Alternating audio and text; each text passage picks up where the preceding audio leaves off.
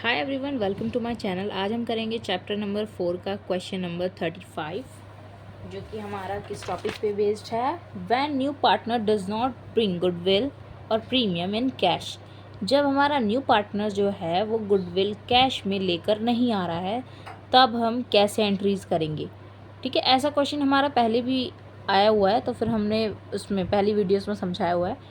Then आज फिर भी इसको वापस कंटिन्यू करते हैं। फर्स्ट ऑफ ऑल इस क्वेश्चन को रीड करते हैं हम। A and B are partner sharing profit and losses in 3:2। A और बी हमारे पार्टनर्स हैं जिनका रेशियो है 3:2। They admit C into partnership for 1/5 share in the profits. और इन्होंने सी को एडमिट किया है 1/5 शेयर के लिए। Then C pays in cash 40,000 for his capital.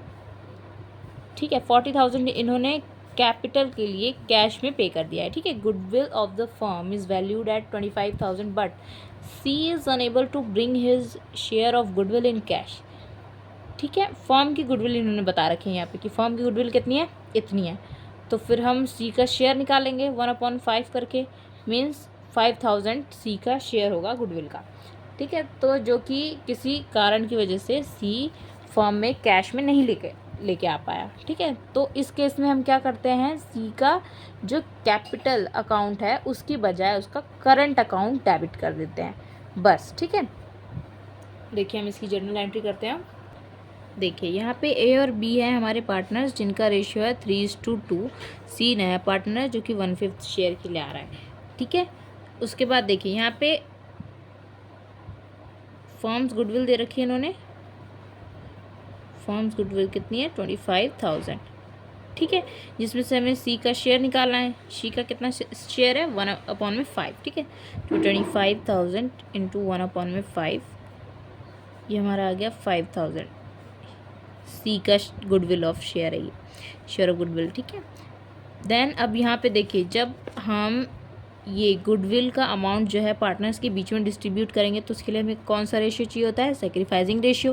तो यहाँ पे सेक्रीफाइजिंग रेशियो कैसे कैलकुलेट हो सकती है, देखिए मैंने आपको बताया था कि जब केस 1 हो, यहाँ पे देखिए केस 1 है, बस सी का क्या है, शेयर बता रखा है और इसके अलावा इसके बारे में कोई इन्फॉर्मेशन गिवन नहीं है। ठीक है, तो उस केस को हम क्या कहते हैं, केस 1। ठीक है, यहाँ पे जो हमारा पार्टनर्स का ओल्ड रेशियो होता है ना, वही इनका सेक्रीफाइजिंग रेशियो भी होता है। ठीक है, तो यहाँ पे सेक्रीफाइजिंग रेशियो क्या है, 3:2। अब इनकी हम जर्नल एंट्री कर लेते हैं।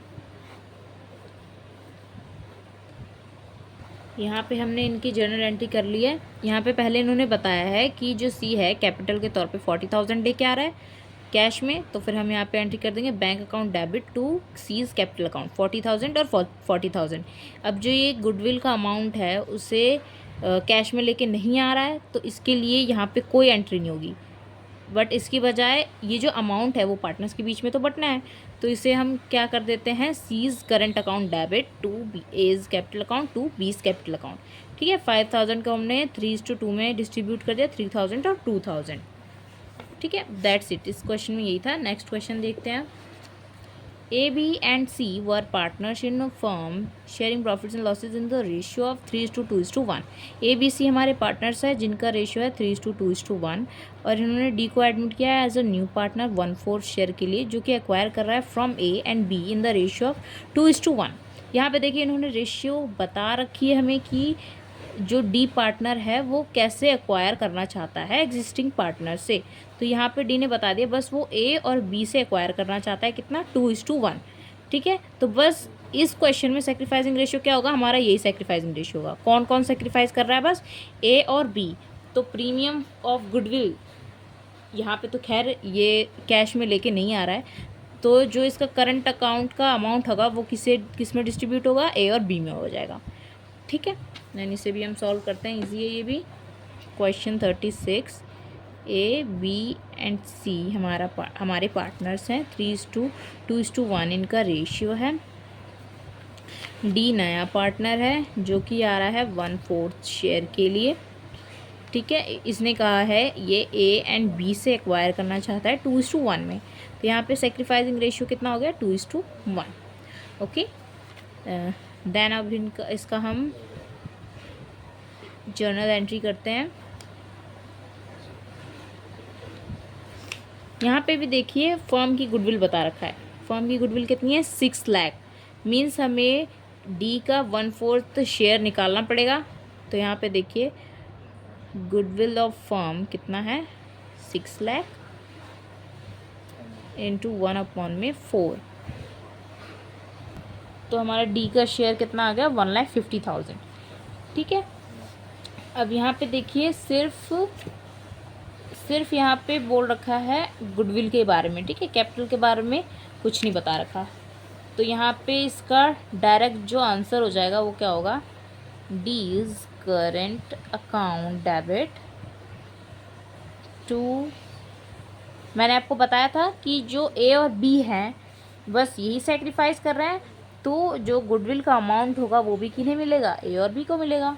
तो यहाँ पे क्रेडिट कौन होगा, A is capital account and B is capital account. ठीक है, कितना है 1,50,000।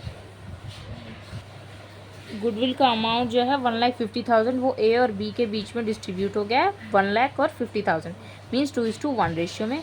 अब इस क्वेश्चन में हमें इनका न्यू PSR भी बताना है, तो हम इसे इजीली कैलकुलेट करके बता देंगे। ये हमारा क्या है, सेकंड केस है।